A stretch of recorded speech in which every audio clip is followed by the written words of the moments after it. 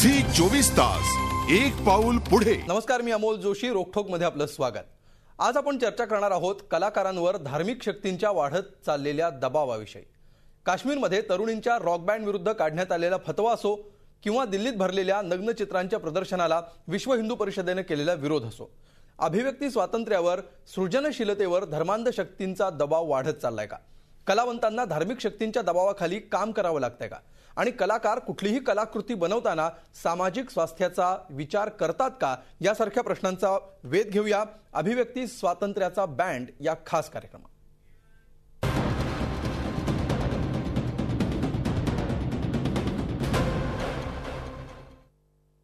आणि या विषयावरच्या चर्चेला सुरुवात करण्यापूर्वी आपण बघूया आजचा रोखोक प्रश्न.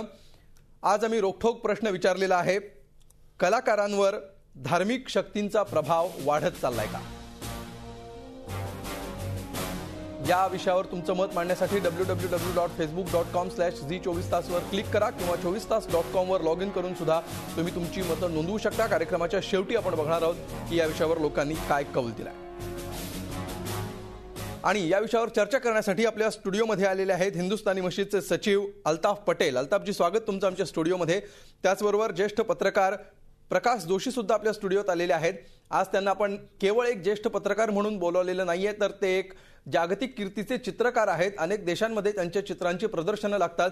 त्यामुळे कलाकाराची बाजू काय असते, कलाकार कलाकृती निर्माण करताना या सगळ्या गोष्टींचा विचार करतो का, त्यांनी तसं तो करायला हवा का, आणि अशा दबावामुळे कलाकाराच्या सृजनशीलतेवर नेमके काय परिणाम होऊ शकतात, याविषयी आपण प्रकाश जोशींना विचारणार आहोत. त्याचबरोबर विश्व हिंदू परिषदेच्या पश्चिम महाराष्ट्र प्रांताचे उपाध्यक्ष डॉक्टर उमेश जोशी पुण्याच्या स्टुडिओमधून या चर्चेमध्ये सहभागी होत आहेत. आणि त्याचबरोबर मुस्लिम सत्यशोधक मंडळाचे अध्यक्ष सय्यद भाई सुद्धा या चर्चेत पुण्यातून सहभागी होत आहेत. आपण चर्चेला सुरुवात करणार आहोत अल्ताफ पटेल यांच्यापासून.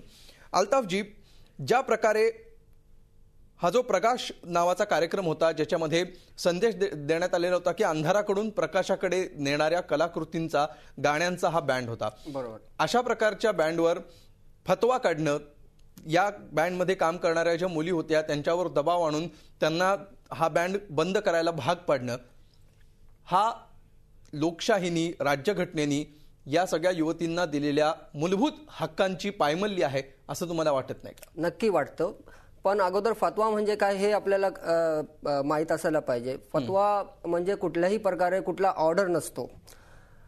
इस्लाम धर्मामध्ये जर तुम्ही एखादा प्रश्नाचा उत्तर मागितला, दारुल इफ्ता असो किंवा कुठल्याही मुफ्तीला एक आम्ही लेटर पाठवलं की बाबा आम्हाला हे मालूम करायचं आहे आणि हा धर्मामध्ये काय याचं आहे तुम्ही दाखवा, तर ते लोक जे कळवतात त्याला तुम्हाला नक्की हे करायलाच हवं आहे असं नाहीये.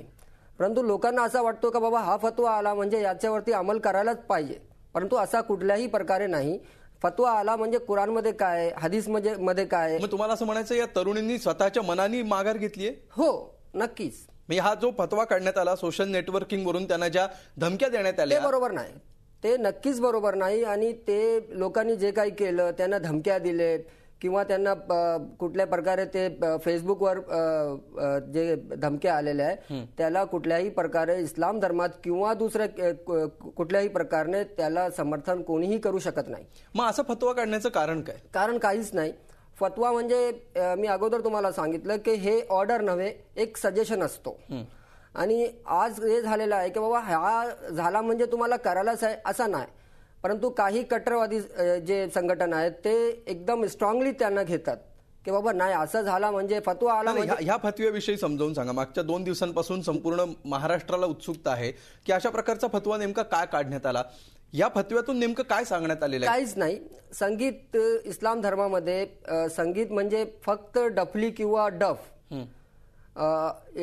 जेव्हा पैगंबर मोहम्मद सल्लम मदिनेमध्ये आले तेव्हा बारबारक्या पोरींनी एक डफवर एक नाद पडली होती.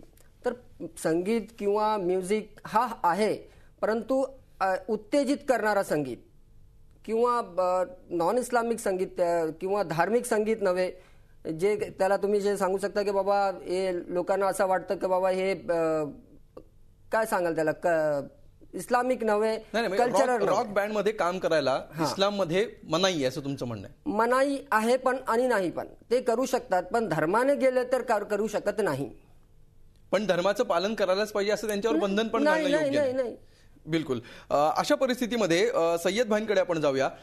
सय्यद भाई, ज्या प्रकारे हा फतवा काढण्यात आला त्याच्यानंतर या मुलींवर अक्षरशः दबाव आला, घाबरून त्यांनी हा बँड बंद करण्याचा निर्णय घेतला, त्याच्यातून बाहेर पडण्याचा निर्णय घेतला. भारतामध्ये लोकशाही आहे असं आपण म्हणतो, कलाकारांना त्यांच्या कलेला वाव दिला जातो असं आपण म्हणतो. असं असताना सुद्धा असं कुठला तरी एखादा फतवा निघतो आणि त्यामुळे या कलाकारांना माघार घ्यावी लागते. याचं लक्षण काय समजायचं? पुरोगामी विचार करणारा जो मुस्लिम समाज आहे त्यांचं पाठबळ कमी पडतंय का अशा कलाकारांना? त्यांनी बोला सय्यद भाई, बोला. आवाज गेला.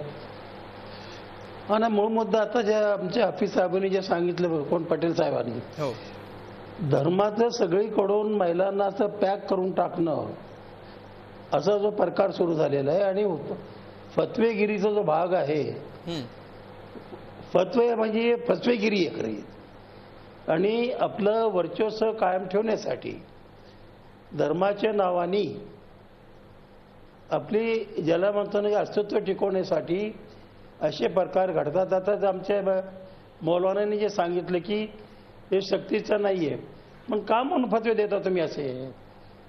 असे जे फतवे जे आहेत, जर कुराणाचा त्याने काहीतरी आधार देऊन बोलले, पैगंबर साहेबाचा आधार देऊन बोल, त्याशिवाय बाकीचे गोष्टी महिलांच्या संदर्भातच आहे. आम्हाला काय म्हणायचं आहे की जेवढे फतवे निघतात आतापर्यंत झालेले सगळं महिलांनी कसं वागावं, काय करावं या संदर्भातलेच आहेत. कुराणात पुरुषांनी किती सभ्यतेने वागावं, पुरुषांच्यावर अनेक जबाबदाऱ्या आहेत, त्याच्याबद्दल पत्र का निघत नाही? मग म्हणून इथं असं झालंय की महिलांच्यावर जास्तीत जास्त आपलं वजन टाकून आपलं वर्चस्व कायम ठेवण्यासाठी तो त्या पद्धतीचे ते फतवे दिले जातात. दुसरं असं की आतापर्यंत जेवढे फतवे म्हणा किंवा जे आदेश आलेले आहेत ते पुढे जाणारे ग्रंथ आहे, तो न्याय देणारा ग्रंथ आहे, त्यापेक्षा आपल्या राज्यघटनेने जे आपले अधिकार दिलेले आहेत फतवे काढणं ही दांभिकता असं तुम्हाला वाटतं? 100% दांभिकता आहे ती. 100% बनवागिरी राजकारण आहे. आणि मध्यंतरी आमच्या महाराष्ट्रात सिन्नबंदीचा हुकूम काढला होता, फतवा काढला होता. आठवतं, रजिया पटेल आणि नसीमा बांगेनी त्याच्या विरोधात लढा दिलेला. कशासाठी महिलांच्या मागे लागता तुम्ही?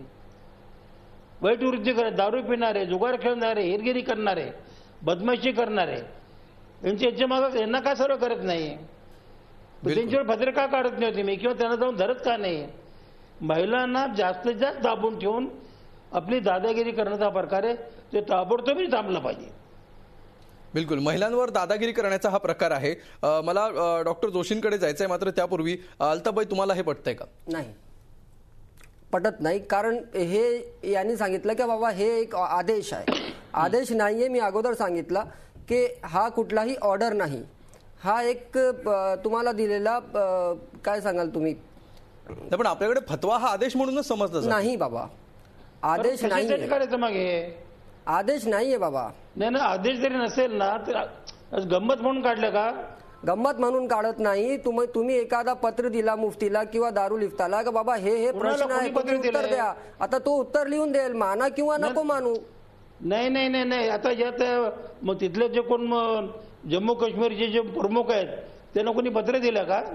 दिले ना, फतवे दिले. कोणीतरी मागितलं असणार ना. बोलणार करणार तुम्ही? अरे कोणी मागितलं असणार तरी देणार तो. नाही नाही, खोटं आहे, सिद्ध करा तुम्ही. मागताय? अरे बाबा तुम्ही द्या, तुम्ही मागा ना त्यांना की बाबा हा नाही ना मौलाना, मी द्यायचं करण्याचा मुद्दाच नाहीये. धर्मनिरपेक्ष लोकशाहीत भारतासारख्या राष्ट्रात तुम्हाला उपासनेचं संपूर्ण स्वातंत्र्य आहे.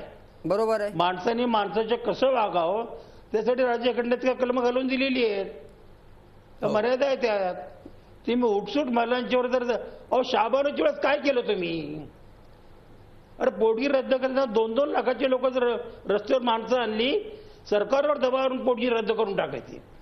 आपल्याच आहे म्हणाने मिळणारे 2 पैकी जी पोटगी होती, गुन्हेगारी कायद्याची 125 प्रमाणे मिळणारी पोटगी, त्यातून ते त्याला पीडित महिलाला तुम्ही बघून टाकलं. तुम्ही काय सांगणार? बिलकुल.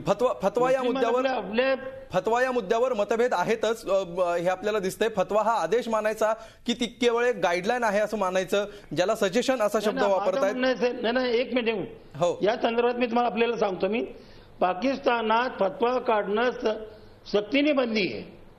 तिथे फतवा काढणारे ना कायदे कोणी काढले त्यांना शिक्षा आहे आणि दंड आहे. हो, आपल्या भारत सरकारने का करू नये? कुणी उठाव कोणाबद्दल कोण फतवा काढणार आहे? काय अर्थ असो नसो, त्यांची मतं असतील ना त्याने चांगल्या कामासाठी वापरावी. उठसूट महिलांना गुलाम करण्यासाठी वापरणे अतिशय चूक आहे. बरं, पुरोगामीची शक्ती कमी असेल पण राज्यघटना कमी आहे का आपली? त्यांनी जे माणूस म्हणून जगण्याचा अधिकार दिलेला आपल्याला, त्याचं काय करणार आहोत आपण? बिलकुल. फतवे काढायला कायद्याने बंदी असावी का, हा एक नवीन मुद्दा तुम्ही उपस्थित केलेला आहे. पुढच्या भागामध्ये आपण या मुद्द्याकडे येऊयाच. दुसरा जो मुद्दा आहे ज्याच्यामध्ये सृजनशीलतेवर घाला घालण्याचा जो मुद्दा उपस्थित केला जातोय, ज्याच्यामध्ये विश्व हिंदू परिषदेने दिल्ली आर्ट गॅलरीमध्ये जे प्रदर्शन सुरू आहे न्यूड अँड नेकेड नावाचं, या प्रदर्शनावर बंदी घालावी, ते बंद करावं असं त्यांनी म्हटलेलं आहे. डॉक्टर जोशी, तुम्हाला असं वाटत नाही का की कलेचं उत्तर कलेनेच द्यायला हवं? अशा प्रकारे धाकदपटशाह करून किंवा प्रदर्शन बंद पाडण्याची धमकी देऊन साध्य होणार नाही, किंबहुना ज्या अभिव्यक्ती स्वातंत्र्याची आपण गोष्ट करतो आहोत त्याच्यावर हा एक प्रकारचा घाला आहे. झी 24 तास, एक पाऊल पुढे.